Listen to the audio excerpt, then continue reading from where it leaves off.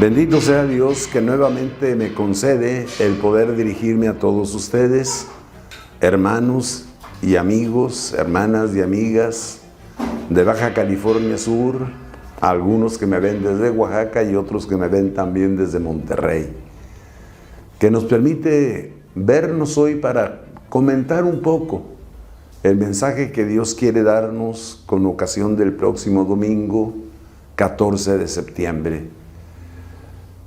Inicio con la experiencia de Pablo, que él nos narra en la segunda lectura. Pablo había sido perseguidor de la iglesia. Por su causa muchos cristianos habían sido hechos presos, habían sido despojados de sus bienes, e incluso participó en la lapidación del primer mártir cristiano, San Esteban. Su experiencia pues era de que queriendo él ser fiel a Dios y vivir escrupulosamente de acuerdo a las leyes de Moisés, en realidad había desagradado a Dios y había llevado una vida desagradable al Señor, que había hecho de la Biblia, de la palabra, algo más importante que el hermano, que no se dio cuenta de que el hombre no está hecho para la religión, sino la religión está hecha para el hombre, para ponerla al servicio del hombre, para que el hombre religioso se ponga al servicio de su hermano, el hombre. Desde esa experiencia, Pablo se reconoce a sí mismo, ¿verdad? Y nos dice una frase muy significativa en esta lectura que hoy escuchamos. Nos dice, una cosa debemos creer y nunca olvidar. Cristo el Señor vino a este mundo y quiso morir para salvar a los pecadores. Y yo soy el primero de ellos para que en mí se manifieste el poder y la bondad de un Dios que perdona y que es capaz de transformar nuestras vidas. Pablo fue testigo que experimentó en primera persona la misericordia de un Dios que él había pensado inmisericordia, de un Dios que le daba más importancia a las leyes, a la observancia del sábado, a los ritos de purificarse las manos, a la circuncisión, que a la vida, que a la persona del hermano o de la hermana. Esa es la experiencia de Pablo. No es, por lo tanto, inexplicable el hecho de que Lucas, que no conoció personalmente a Cristo, sino que lo conoció gracias a la predicación de Pablo, pues llegara también a considerar, a poner en el corazón de su evangelio la misericordia de Dios manifestada en Cristo. El evangelio de Lucas es el evangelio de la misericordia. Es el evangelio en el que más se nos habla de la misericordia de Dios, y hay varios pasajes que aparecen en el evangelio de Lucas que sin embargo no aparecen en los otros dos sinópticos, ni en Mateo ni en Marcos. Uno de esos relatos es precisamente la parábola que hoy hemos escuchado en el evangelio, la parábola del hijo pródigo. ¿Cuál es el contexto? Los fariseos, celosos cumplidores de la ley, que despreciaban a los pecadores y no querían tener contacto con ellos para no contaminarse, criticaban a Jesús porque era amigo de publicanos, porque era amigo de prostitutas, porque se sentaba con ellos a la mesa, porque platicaba con ellos, porque les sonreía y les tendía la mano. Y entonces Jesús contesta con la narración de 3 parábolas que aparecen en el centro, en el corazón del Evangelio de San Lucas, en el capítulo 15, la parábola de la oveja perdida, la parábola de la dracma perdida y la parábola del hijo perdido y reencontrado, el hijo pródigo. En esa parábola nos habla pues de la misericordia de Dios. Un hombre tenía 2 hijos. El mayor, un muchacho obediente, formal, trabajador. Un muchacho que le daba importancia a los negocios de su padre y a las órdenes de su padre, y que vivía para servir incondicionalmente a su padre. Su padre, un hombre acaudalado. El menor, en cambio, pues un chico superficial y rebelde. Al llegar a su juventud, él dice, pues papá, ¿por qué tengo que estar pidiendo todos los días que ya te mueras para poder disfrutar de la herencia? Mejor dame ya la parte que me corresponde. Vive tu vejez en paz y déjame vivir mi juventud como a mí me gusta. Y el papá le dio la parte que le correspondía como herencia. Aquel hijo se marchó, se fue a tierras lejanas, donde su vida fue muy disipada. Mujeres, borracheras, fiestas, orgías, etc. Cuando uno tiene dinero y uno se dedica a vivir ese tipo de vida, uno tiene muchos amigos. Y aquel papá, siempre que llegaban las caravanas, siempre preguntaba, ¿no han visto a mi muchacho? Sí, sí lo hemos visto, allá anda en fiesta con las mujeres y esto y lo otro. Bueno, paciencia, el tiempo fue pasando. Pero aquel muchacho nunca aprendió a trabajar, nunca aprendió a ganarse el dinero que gastaba. Y lógicamente, aunque hubiera heredado mucho de su padre, malgastó todo lo que había recibido, hasta que un día se quedó sin dinero y sin amigos, sin amigas. Puesto que ya no podía hacer fiestas, puesto que ya no podía llevarlos al antro para regalarles una cerveza, una bebida, puesto que ya no podía hacer nada por ellos, ellos también lo abandonaron. No había amistad, había interés. Y entonces aquel muchacho pues empezó a sentir hambre. No hallaba en qué trabajar porque no sabía hacer nada. Por fin lo emplearon. Lo pusieron a cuidar cerdos, a cuidar marranos. Y era tanta el hambre que tenía, que aquel muchacho, al ver la comida de los cerdos, se decía a sí mismo en su interior, qué envidia me da lo que ellos están comiendo. ¿Cómo quisiera yo poder comer lo que mis patrones le dan a los marranos? Y así, en ese tipo de reflexiones, un día se puso a considerar y dijo, todo esto me pasa por tonto. Todo esto me pasa por tonto.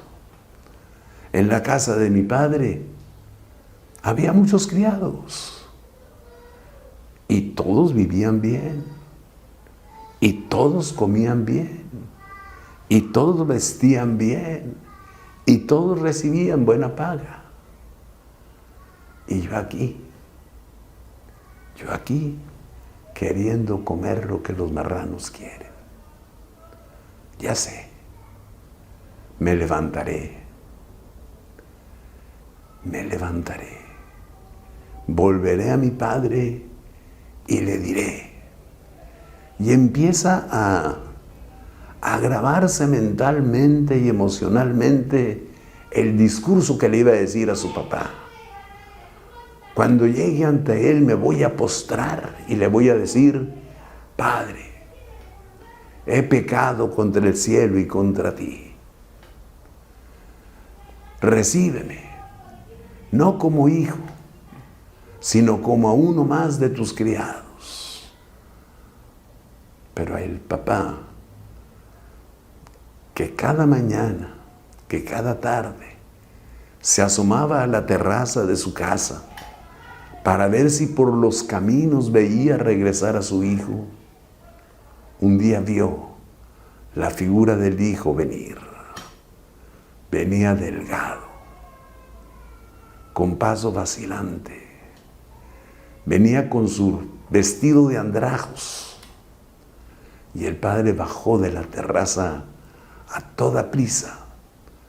Corrió hacia él. Y fue tanta la sorpresa del muchacho que ni siquiera pudo postrarse. El padre lo abrazó y empezó a llenarlo de besos. Y entonces el muchacho empezó a decir su discursito: Padre, he pecado contra el cielo y contra ti. Pero el papá no lo dejó continuar.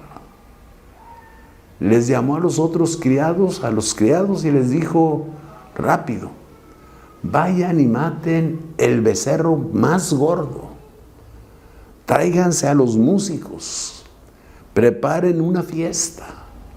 Porque este hijo mío estaba muerto y ha resucitado. Estaba perdido y lo hemos encontrado. Vistieron al muchacho, le pusieron su túnica, sus sandalias, su anillo, signo de que era hijo y no un criado más, y comenzó la fiesta. Hacia el atardecer, cuando el sol bajaba, el hermano mayor, que siempre se dedicaba a su trabajo con seriedad, regresaba de sus labores a la casa paterna y alcanzó a oír que en la casa había música y no entendía. Su casa se había vuelto un lugar triste desde que su hermano se había ido. Desde entonces jamás una fiesta en la casa. Desde entonces jamás se había oído música en la casa. Desde entonces jamás había visto una sonrisa en su padre. Y se alarmó y dijo: pues, ¿qué pasaría? ¿Qué estará pasando? ¿Por qué tanta fiesta? Y le llamó a uno de los criados para preguntarle qué es lo que está ocurriendo. No me vayas a decir que mi papá a sus años encontró una nueva novia y se va a casar. Y ya el criado le explicó bien, ¿no? Le dijo: no, olvídate de eso. La alegría de tu papá es porque tu hermano ha regresado. Y por eso toda esta fiesta. Y el muchacho se enojó mucho. Se enojó tanto que no quiso entrar a la casa. No quiso entrar a la fiesta, sino que permaneció afuera. Y aquel mismo papá, el que había bajado de la terraza apresurado para recibir al hijo que se había perdido y que había regresado, ese mismo papá se adelanta y sale al encuentro del hijo. Sale a buscar a ese hijo que siempre ha sido obediente y bueno, pero que no quiere entrar a la fiesta. Y lo invita a pasar a la fiesta. Y el muchacho le contesta con indignación y con coraje: Padre, toda mi vida te he servido, sin desobedecer jamás ninguna de tus órdenes. Y tú no me has dado en cambio ni una sola gallina, ni un solo cabrito para que pueda compartirlo con mis amigos. Pero eso sí, llega este hijo tuyo, que malgastó todos tus bienes en viejas, en viajes, en orgías, en una vida disoluta, y todavía le haces fiesta y se niega a entrar a la casa. El papá lo corrige con ternura y con firmeza. No dice ese hijo mío, sino dice ese hermano tuyo, y le recuerda que a pesar de las diferencias siguen siendo hermanos. Ese hermano tuyo estaba perdido y lo hemos encontrado. Había muerto y ha vuelto a la vida. Por eso esta fiesta. Jesús no nos da el resultado. No nos dice si el hijo ingresó a la fiesta o no ingresó a la fiesta. Pero sí nos da un mensaje a todos nosotros, que muchas veces juzgamos al pecador y que muchas veces somos en lugar de un instrumento de salvación, un obstáculo para la conversión y la salvación de nuestros hermanos. Nuestro orgullo, nuestra vanagloria, nuestro sentido de superioridad ante ellos nos hace mirarlos hacia abajo como los fariseos miraban a los publicanos. Señor, te doy gracias porque no soy como ellos. Te doy gracias porque no soy como ellos. Señor, te doy gracias porque mi esposa no es como esas pirujas. Señor, te doy gracias. Pero sin reconocer la fraternidad. Y Jesús nos ayuda a descubrir a través de esta parábola no solo la paternidad misericordiosa de nuestro Dios, sino cómo realmente esa misma piedad, ese mismo amor, debemos tenerlo hacia los demás, principalmente hacia el hermano pecador, para que seamos instrumentos de su reencuentro con Dios, para que nos alegremos por la oveja perdida que hemos encontrado, por la moneda perdida que ha sido hallada, por el hermano que estaba lejos y ha regresado a casa. ¡Qué alegría! ¡Qué alegría nos da cuando vemos que un hermano que se había alejado de la fe y había entrado a una secta de tipo protestante o lo que sea, regresó a la casa? Qué alegría nos da cuando alguien que se había alejado vuelve a nuestros grupos religiosos. Pero a veces también, qué tristeza, cuando nosotros no sabemos acoger al hermano. Cuando en lugar de alegrarnos, se nos amarga el corazón. Cuando sentimos que Dios está en deuda con nosotros porque hemos cumplido nuestro deber. Cuando sentimos que Dios le hace fiesta al que se había escapado, en lugar de hacernos fiestas a nosotros que nos hemos mantenido según nosotros fieles, sin darnos cuenta que el principal mandamiento no es la misa del domingo, ni es el ayuno de los viernes de Cuaresma, sino es amarnos los unos a los otros con el mismo amor con que Cristo nos ha amado.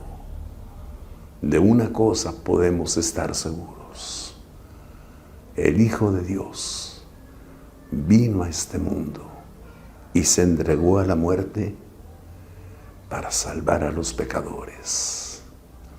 Y nosotros somos los primeros en ser salvados, para que a través de nosotros muchos lleguen al encuentro con Dios. Que Dios los colme de bendiciones, que estos días sean días de fiesta, que podamos celebrar en fraternidad verdadera, alejados de los vicios, pero sí con una alegría plena, las fiestas de nuestra independencia nacional, y que así, llenos de gozo, podamos redescubrirnos hermanos en todos y cada uno de nuestros hermanos mexicanos, más allá de partidismos, más allá de ideologías, más allá de tantas cosas que nos dividen, unidos en la fe, en el amor de Dios y en el amor de unos hacia otros. Que Dios los bendiga, y en su nombre, por la intercesión de María, Nuestra Señora de Loreto, Nuestra Señora, la Reina de la Paz, invoco la bendición de Dios sobre ustedes. Dígnate, Señor, bendecir a este pueblo tuyo que peregrina en la Baja California Sur, y cólmalo de tus bienes.